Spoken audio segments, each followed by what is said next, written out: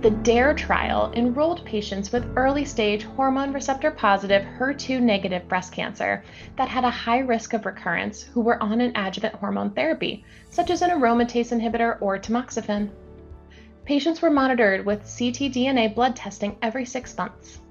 If ctDNA was detected in the blood, but there was no evidence of cancer in the body on imaging, patients were randomly assigned to stay on the hormone therapy that they were already on, or they were switched to a more potent hormone therapy called fulvestrant, plus a CDK4/6 inhibitor called palbociclib. Dr. Cobain discussed these results. Now, when this trial was presented, these preliminary results at the ASCO meeting, we didn't see, the long-term clinical follow-up data, but we did get a glimpse into the circulating tumor DNA data. And I want to just highlight a couple of conclusions that the authors made that I think are exciting and important.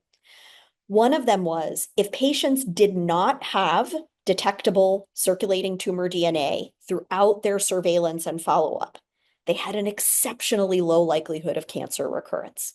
So another way to say that is that if the ctDNA tests are serially negative over many, many months, if not years, many of those patients go on to have an excellent prognosis and an excellent outcome.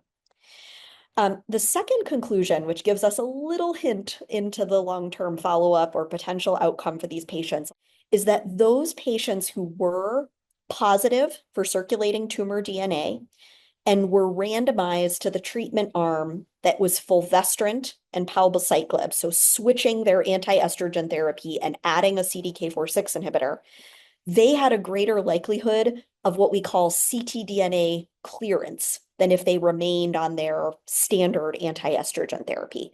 So they had a greater likelihood of seeing that ctDNA level go back to undetectable, which may give us a hint that treating a patient who has positive ctDNA in a different manner could potentially change the course of their disease.